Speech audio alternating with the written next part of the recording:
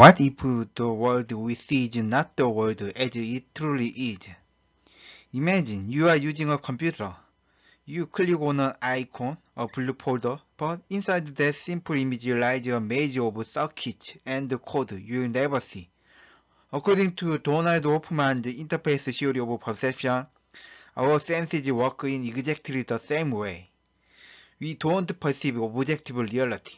Instead, evolution shaped our mind to display a simplified interface, a survival-friendly desktop that hides the true structure of existence.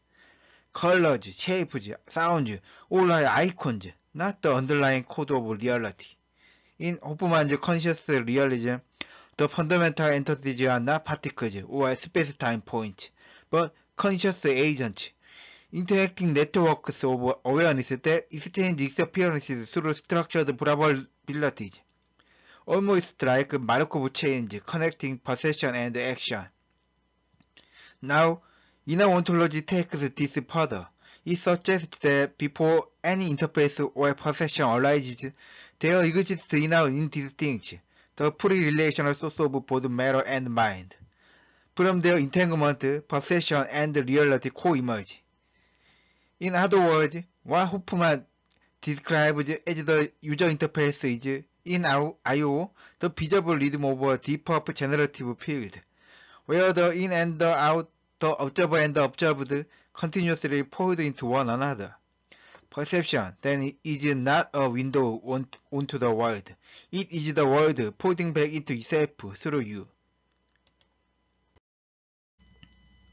Both Hoffman's conscious realism and the inner ontology challenge one of the deepest assumptions in science, that space-time is fundamental.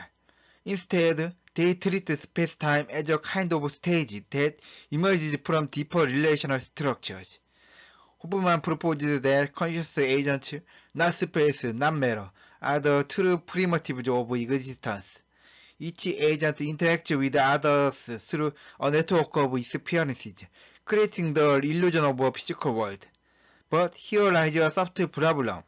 If consciousness is taken as primitive, what explains its own origin? It risks a circular logic. Consciousness explaining consciousness. I/O steps in at that point. It doesn't begin with consciousness itself, but with directional potentiality, the interplay between inward and outward tendencies that generate both mind and matter together. Where Hoffman says consciousness comes first, I/O says consciousness arises from the rhythm of in and out. By bridging these two views together, we gain a richer synthesis. Hoffman gives us the interface, the structure of experience. I/O provides the engine, the generative dynamics that make such experience possible. From this integration, a new question opens. Could time itself be the unfolding pulse of that inner rhythm? The way the cosmos becomes aware of its own emergence?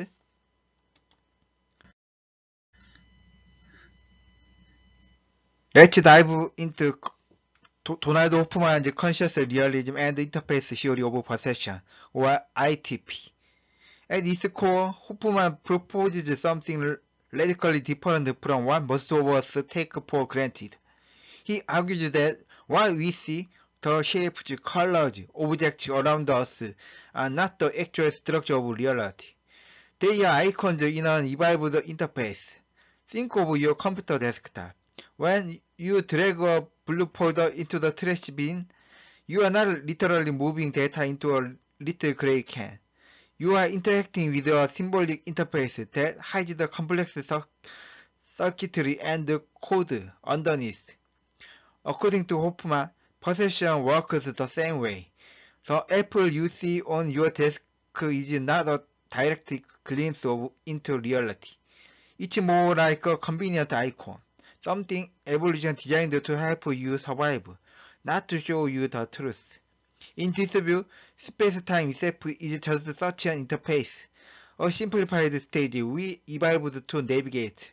The real world, says Hoffman, exists beyond space-time, composed of conscious agents, entities entities capable of experiencing and choosing that interact in an underlying non-spatial temporal network. Mathematically, this interaction is described using Markov-Karen-Edge, which expresses how one agent's decision probabilistically influences another's perception. It's a way of modeling consciousness not as an isolated mind, but as an evolving web of relationships, dynamic, recursive, and always adapting. So rather than asking what's really out there, Hoffman asks what kind of interface allows conscious agents to cooperate and survive in a deeper, unseen reality. This turns perception from a passive mirror into an active negotiation, a constant dance between survival and truth. In Hoffman's framework, one lies beneath the surface interface. His answer: conscious agents. These agents are pre-space-time primitives. They don't exist in space and time, but rather in a deeper, non-local domain. Each agent is modeled as a system with a Hilbert-like space of experiences, decisions, and perceptions. You can think of it this way. Imagine a being whose state isn't defined by position or momentum, but by what it experiences, what it chooses, and how it perceives. The universe then is a vast network of these conscious agents interacting. Space-time, physical objects, and the familiar universe we see all emerge from patterns of these interactions. This move helps dissolve the hard problem of consciousness. If consciousness is fundamental, you don't need to explain how it arises from non-conscious matter. But in its place appears a new puzzle, the combination problem. How do many tiny agents merge to form a complex unified consciousness, the mind of a human or of an animal? IO begins with a radically simple question. What if existence itself is not made of things, but of directions? And its foundation are the indistinct, or IOIs. These are not particles, not waves, and not conscious agents. They are pre-categorical existent entities in a superposed state, denoted as omega, before inward and outward are even separated. From this primal indistinction, a rhythm begins. The inward tendency pulls toward cohesion, wholeness, and interior resonance. The outward tendency pushes toward differentiation, expression, and expansion. Reality unfolds through their entanglement, what IO calls inner entanglement. Through IOE, structure arises. Space-time becomes a stabilized field of directional tension. Matter appears as a region where the inward bias dominates and cosmic expansion as the outward page asserting itself. Unlike Hoffman's model, which begins with consciousness as the starting point, IO is direction first.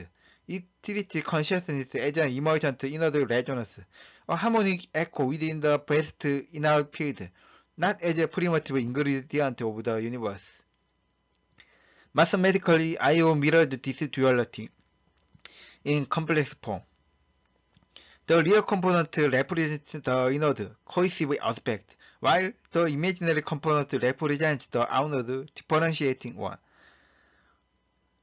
Euler's identity becomes more than a formula. It becomes the archetype of creation and return, the perfect balance of in and out. In this view, existence is not a static stage, but a living oscillation, a universe breathing in and out, generating form, consciousness, and time from a single undivided pulse. When we place Hoffman's conscious realism beside IO, something remarkable appears. A shared intuition about the nature of reality. Both reject the idea that space-time is fundamental. Instead, they treat it as a secondary surface, a projection that emerges from a deeper relational domain. In Hoffman's view, this depth is populated by conscious agents, entities interacting through probabilistic Markov chains. In I/O, it's formed by in-out indistinct, pre-differentiated existence, whose entanglement, called IOE, gives rise to space, time, and form. Buddha speaks of a pre-space-time basis, where relation, not location, is primary. At the heart of both theories lies relational primacy. Reality isn't built from objects or coordinates, but from interactions. Hoffman's Markov networks where one agent's decision alters another's perception mirrors I/O's inner entanglement, where one's outward flow becomes the other's inward reception. That brings us to perception. Hoffman uses the GUI metaphor. The world we see is like icons on a desktop, not the code beneath. I/O expresses this same idea mathematically. A equals BR. The perceived inward resonance equals the world's outward expression. In perception, we don't look at the world, we meet it. Through interfacial reciprocity, a two-way entanglement of being, seen, and seeing. And finally, consciousness. Both frameworks link mind to a deeper ontology. For Hoffman, it is the field of conscious agents. For I/O, it is the inward page of IOE, the resonance of coherence within the universal inner rhythm. Together, they sketch a profound symmetry, perception as mutual emergence, mind as rhythmic inwardness, and space-time as the visible trace of invisible relations. While Hoffman's conscious realism and I/O shares a relational foundation, they diverge sharply in their ontological commitments. The first key difference lies in what counts as real. Hoffman's universe begins with conscious agents, entities that already perceive, decide, and experience.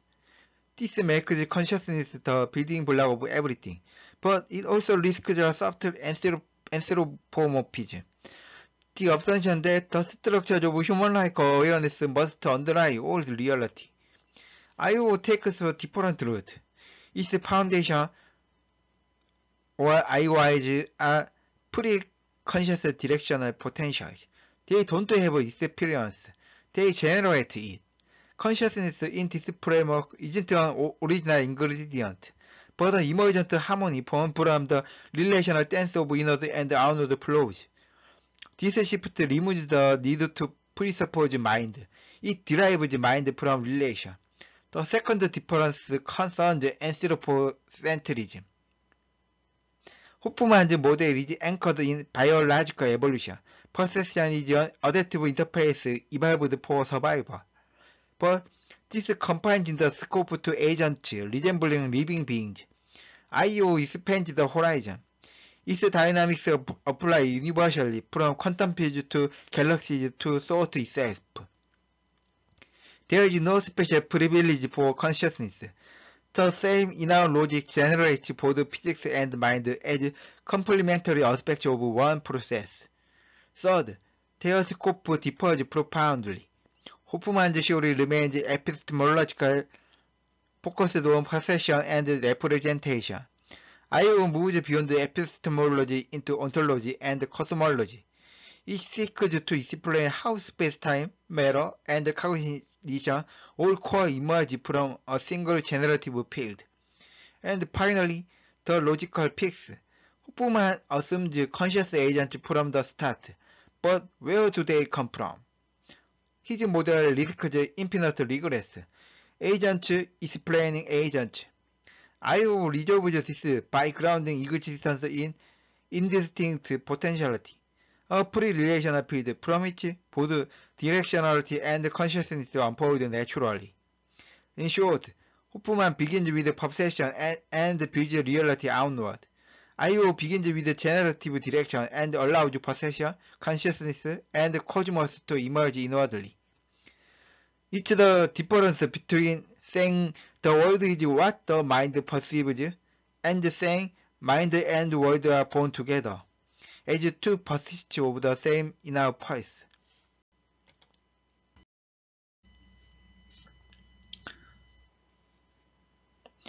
At the deepest level, Hofmann's interface theory of possession and I/O begin to mirror one another, like two perspectives on the same underlying rhythm. In I/O, every act of possession follows a precise relational structure. When A in equals B out, A out equals B in. This means that what the perceiver takes inward, meaning experience, understanding, corresponds exactly to what the world expresses outward. Its perceptual surface is phenomena. Conversely, what the perceiver sends outward, intention, attention, action, meets the world's inner layer. It's a hidden generative structure. Perception then is not a static snapshot or a one-way mapping from reality to mind. It is a reciprocal oscillation, an inner entanglement in motion, a rhythmic coupling of being seen and seeing, of receiving and projecting. This redefines Hofmann's truth versus fitness dilemma. In I/O, perception is not a distortion or a mere adaptation. It is an emergent ratio in directional phase space. Dynamic balance between the inward resonance of coherence and the outward drive of differentiation. Fitness and truth converge as two harmonics of the same inner modulation. When extended through time, this structure gains even greater depth. The continuous sense of now, that seamless flow of presence we experience, arises from the cyclic modulation of A in and B out, through successive inner oscillations. Each moment is not a frozen frame, but a wave crest in the ongoing I/O rhythm of possession. Temporal consciousness, the feeling of duration, of the living present, emerges as the self-synchronization of these oscillating inner phases. Time itself becomes the heartbeat of possession, a standing wave of relational reciprocity between mind and world. In this synthesis, the interface theory finds its ontological ground. The interface is not just a metaphor.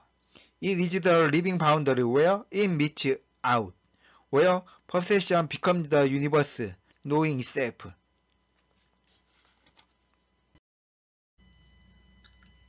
The synthesis of interface theory of possession and I/O doesn't end in abstraction.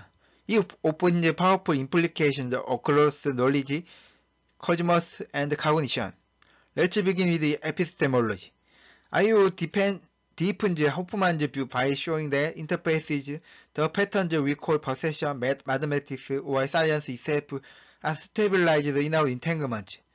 They are not arbitrary human constructs, but evolved harmonies of the inner rhythm.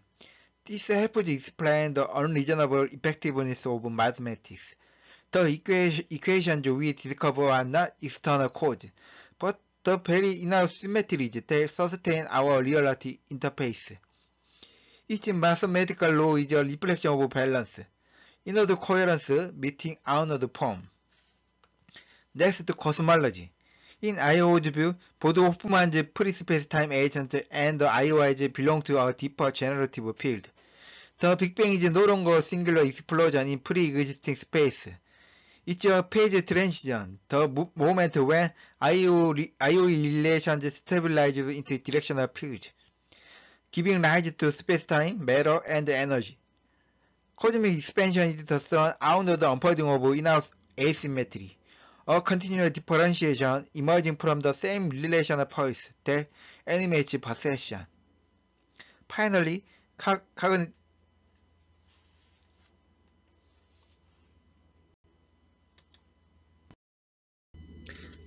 cognitive modeling. Recent developments in quantum cognition introduce valence matrices, mathematical tools that describe how systems optimize their interface between inner and outer states. In this light, I/O provides a broader ontological foundation. Hofmann's conscious agents can now be derived as I/O emergence, localized resonances within the best in our field. Each agent a rhythmic stabilization of directional potential. Each possession a momentary crystallization of the universe's self-relation. Together, these implications converge on a single insight. What we call knowing, being, and cosmos are not separate domains. They are one continuous fabric, a living inner oscillation where cognition, creation, and reality unfold as different scales of the same generative flow.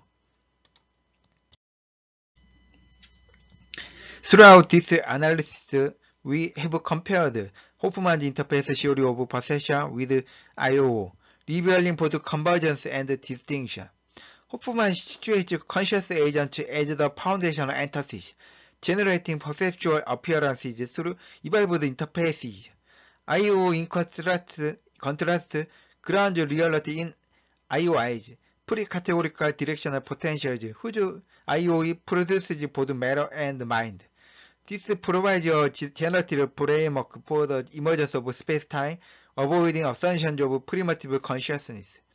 In IOO, space-time is not fundamental. Inward-directed tensions correspond to gravitational and cohesive structures, while outward-directed tendencies derive differentiation and expansion. The flow of time corresponds to successive IOE oscillations, providing a formal basis for temporal continuity in perception. Consciousness arises as an emergent property of inward resonances within IOE networks. Unlike Hoffman's framework, which posits consciousness as primitive, IO derives systematically from pre-spacetime relational dynamics, providing a formal solution to the combination problem of micro to macro conscious entities. Furthermore, IO situates perceptual interfaces within a mathematically formalized directional phase space.